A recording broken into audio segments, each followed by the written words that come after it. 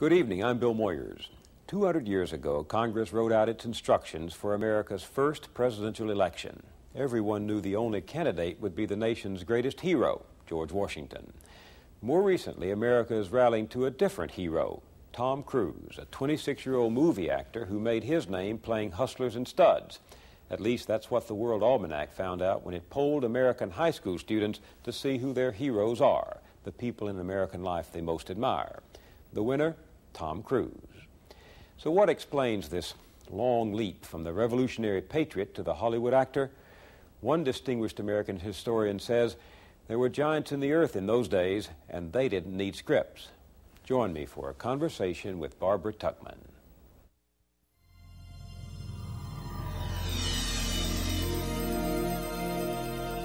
This program is made possible by a grant from the John D. and Catherine T. MacArthur Foundation. A World of Ideas with Bill Moyers. Barbara Tuchman is one of the most widely read historians of our day. She published her first book at the age of 50. Now, in her late 70s, she has won the Pulitzer Prize twice for her classic work on the opening days of World War I and for her biography of an American in China, Joseph Stilwell. Mrs. Tuchman has covered many periods and people in a lifetime of practicing history, but she's also written frequently about the social and political issues of our times. We visited her in her home in Coscob, Connecticut, where she has completed a new book called The First Salute. This time, Barbara Tuchman turns her attention to the American Revolution. You were asked the question not long ago, what's happened to the America of Washington, Adams, and Jefferson? In writing this book, have you found the answer? It was terribly exciting. The American Revolution, I don't think they thought at the beginning of establishing a new kind of government, but very soon they realized that that was what they were doing. And that was very exhilarating, the idea that they had the opportunity to create a new political system. I think this is what is lacking for us. We have nothing that's exhilarating, nothing that's drawing us forward, a negative vision, like stopping the Russians or containing the Russians or whatever. Doesn't get anybody very excited. But something more seems to me to have happened, and that is the loss of, now I get moralistic, of a moral sense, which I think has caused a great deal of change from the kind of people we were. A moral sense of knowing the difference between right and wrong, and of being governed by it. I think, for example, it's not only true in white-collar crime, as we read about every day, but in criticism, for example, where critics of art and drama and so on, I hesitate to say, of authors. Well, you include journalists, too, if you wish. Right. Will accept as great almost any damn thing, that they think is funny or they think is one thing or another, without any standard at all and without any real belief, just because it will sell or it tickles the art dealers or it's got some attraction to the mass public, but is trashy, basically. The acceptance of that kind of thing is an absence of moral sense. And we're being fed through, I regret to say, the organ of television. I've never seen a program of Miami Vice, but I don't suppose it's very uplifting. Or some of these others of that type, which are concerned, as the ads always tell you, with crime, horror, terror, pornography, and various forms of vice. That's what they advertise themselves as. But that's not going to create a public which is concerned with or even recognizes. The better, or at least, I know that's a pejorative word to say the better, but the values in life that are creative. Well, if taste or moral standards have declined, people have less fear of the public judgment. Yes. That once upon a time would have said, let's throw the rascals out. Yes, that's right. That's absolutely true. You're not surprised anymore. You're just used to it. But how different is that from any period of history? But take the revolutionary period in which you write about. Some of the movers and shakers of this country were guilty of some of the very conduct that you find so alarming today. John Hancock profited from the privateer navy that looted during the Revolutionary War. Robert Morris, one of the signers of the Declaration, charged such high prices for food in those days that the people revolted against him. And couldn't it be that what you characterize as the evils of the modern age are just endemic in every age? Well, I think they are. The question is when they become prevailing that makes the difference. Honest conduct doesn't arouse any respect anymore, and that must ultimately turn back against us. Then we will suffer the results. I think we've already seen that we've been suffering from it ever since Watergate, where it became very apparent, and then the Iran-Contra business, where our... Private war, in effect. Yes. I mean, they were off the reservation, and they're going to keep on going off, and I suppose more and more. You and I first held a conversation on television like this 15 years ago during the height of the Watergate scandals, and I would not have hoped or even thought that later, 15 years later, we'd be discussing a similar manifestation of the extreme possibilities of a government run amok. I would have thought we would have learned, to quote the historian, the lesson of history. Well, it moves very slowly, history's lessons. I remember using this example for the Middle Ages when the sewage wasn't properly disposed of.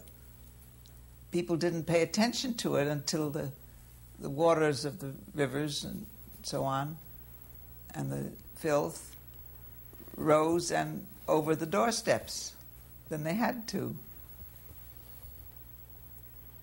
Well, that's, I think, what is beginning to happen. It is going to rise over the doorsteps. It is already, isn't it? Now we have the Pentagon scandals, perhaps the biggest swindle in American public life. What does it say when we don't grow angry over this venality and stupidity in high office? Well, it says that we're becoming accustomed to and almost satisfied with people in government who are venal and either venal or stupid. And we are going to be, I'm afraid, as it goes along, especially with the emphasis on fundraising for all elections, which is ruining the electoral system, accepting entertainers as our candidates. People who are likable and avuncular and pleasing on the air? Not only that, but whose activity has been in life entertainment. And not public affairs. Not public affairs. You can't govern without having a training in it. Even Plato, I think, said that a long time ago, that you need to be trained in government, to exercise it, to practice it. But the American public is now satisfying itself with being interested in following entertainers. I was at a seminar some time ago, a few weeks ago really, down at the Smithsonian. They held a conference or whatever on the subject of the hero. Yes. It was the 50th anniversary of the birth of Superman. And I guess I should have realized, since that this was what it was about, that the level would not be exactly my idea of a hero, and it certainly was not. It was quite weird what they considered heroes. The real hero of the discussion was this little girl who had fallen down a well, and everybody was rescuing her. mean, after all, she didn't do anything to make herself a hero. She was just in the news. And the heroes they discussed were Elvis Presley and somebody called, which I had never heard of, the Mayflower Madam. Who is that? She was a woman who ran a brothel near my apartment in New York City. Why was she a hero? I don't know. Well, but they were confusing, as I tried to say finally, maybe standing up and getting totally fed up, but they were confusing celebrity and notoriety with the word hero, and this was not the definition of the word hero. Well, they said this was pop heroes, pop culture, and that, since this is what the public opinion takes as heroes, that's what a hero should be. Well, this discussion was really scary. This definition of hero. Fortunately, I had taken the precaution of looking up the word hero in the dictionary before I went down there. And one of the attributes of a hero, according to the dictionary, apart from being originally half mortal and half divine, and performing deeds of valor, was a person of nobility of purpose. And I quoted it in this seminar, which everybody thought was rather extraneous to the whole problem of Superman, etc. But the change in the recognition of the nature of a hero compared to what you and I were brought up to consider a hero was just as scary as the acceptance nowadays of the corruption of the moral sense.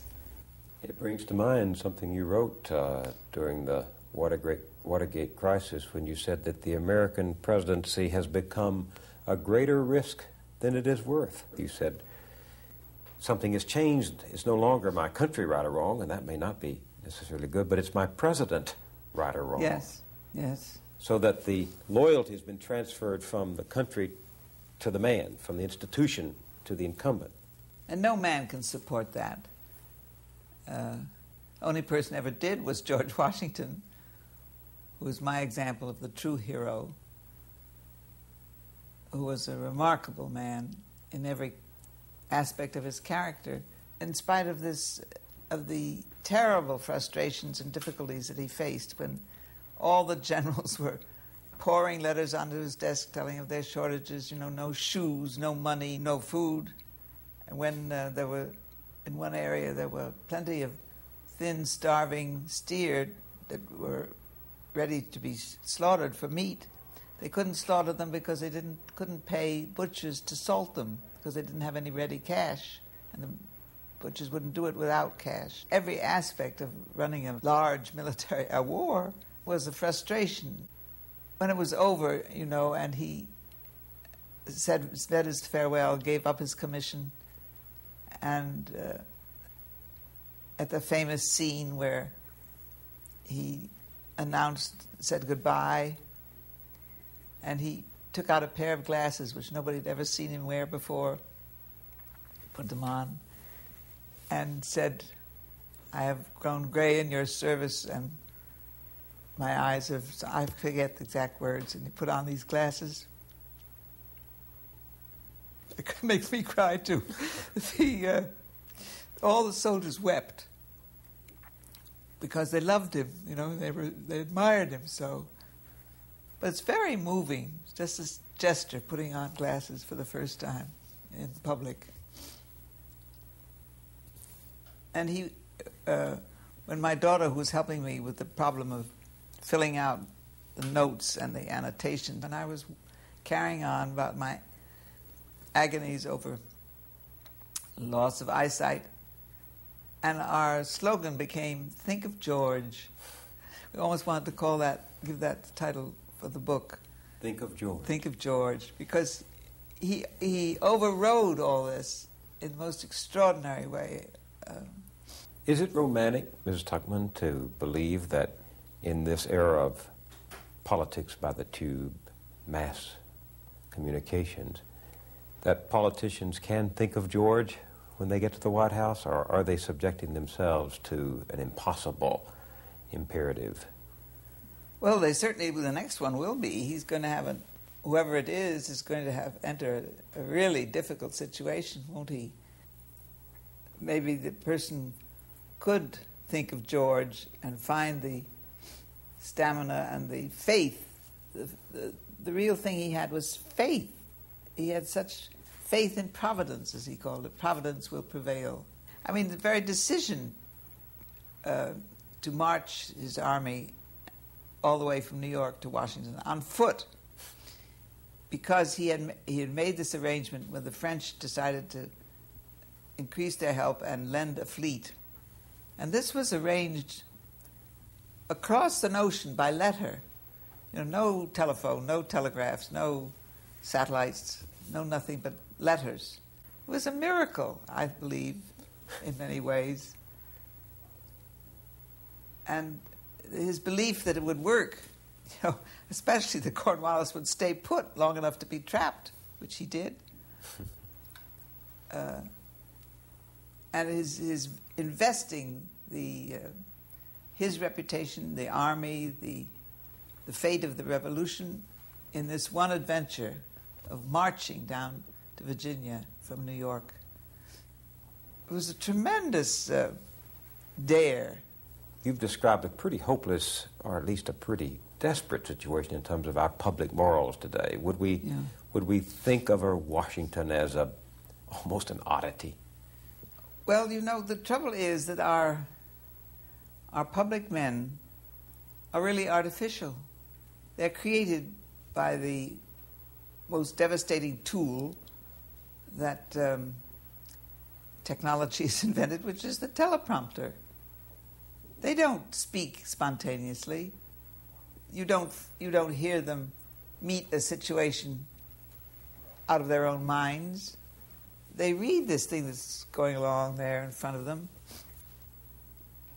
words that have been created for them by PR men or by advertisers or whatever. And this is not the real man that we see.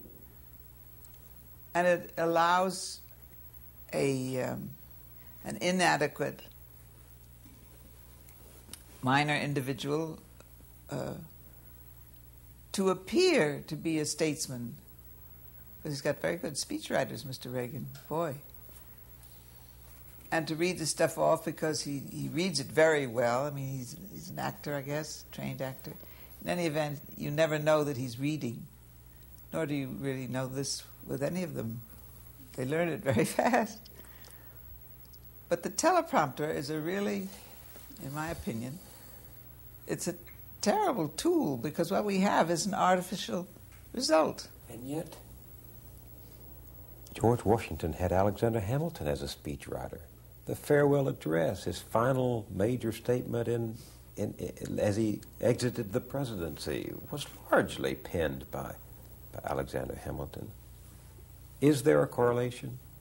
No, because the teleprompter shows the person in a situation which is not real,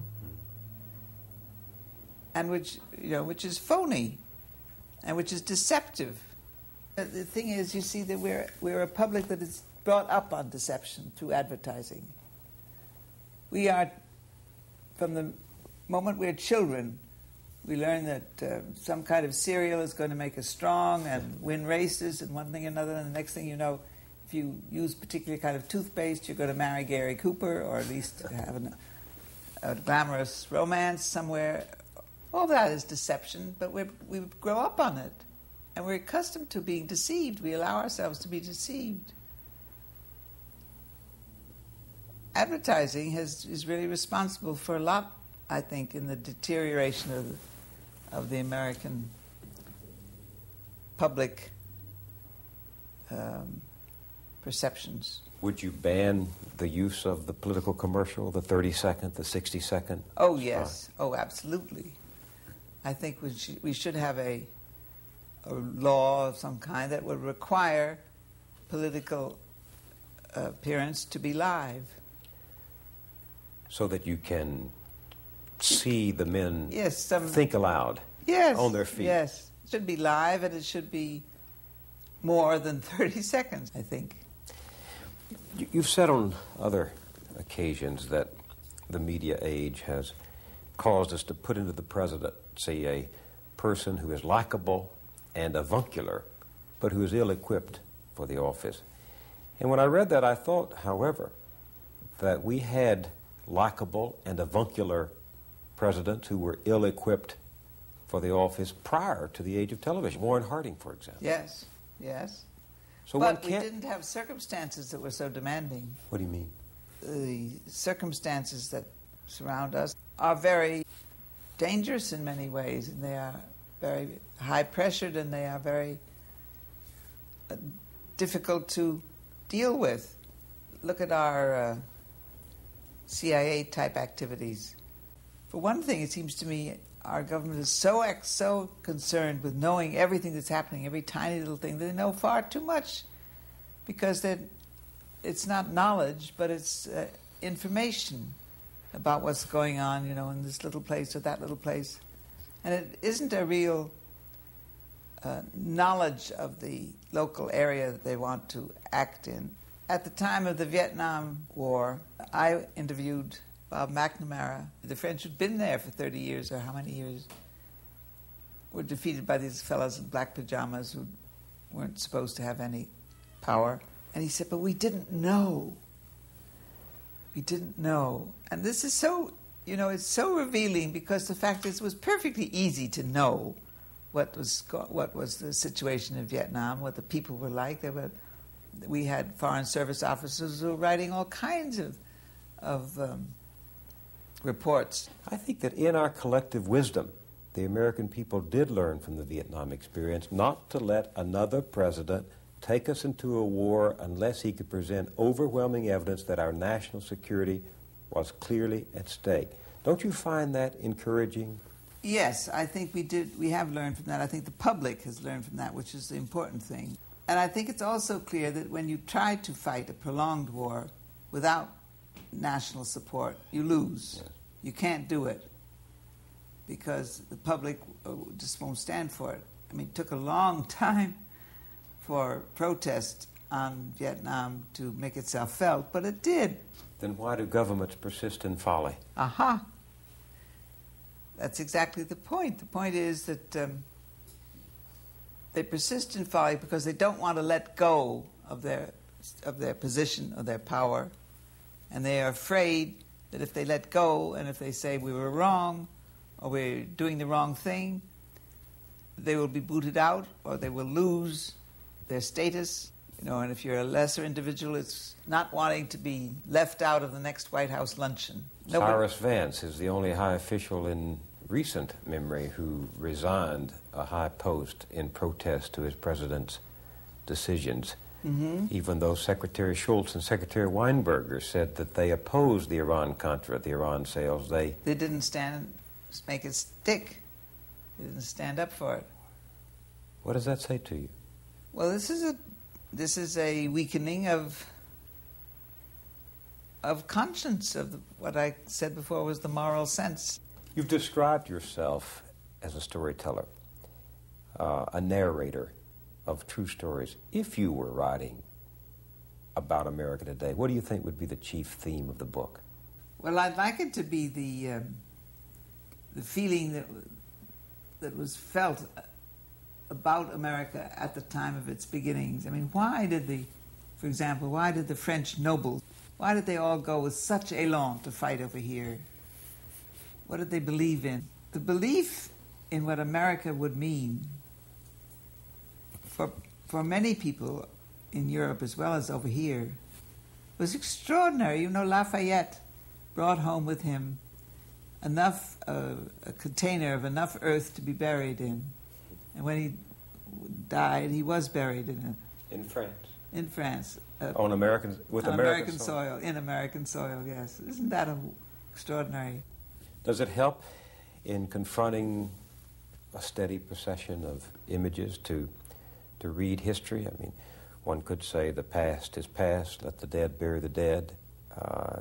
History is behind us. Is there a value to reading history? Well, for one thing, it's frightfully interesting, I think. When people say, what's the use of reading history? I say, well, what's the use of the Beethoven sonata? I mean, you don't have to have a use, tangible use. You have to have something that makes life more valuable. And to me, reading history does. Even though it only shows what is past, Coleridge, I think it was, said this wonderful line who said, history is only a lantern on the stern, tells you where you've been. Well, that's worth knowing, where you've been. From our home in Connecticut, this has been a conversation with Barbara Tuchman. I'm Bill Moyers.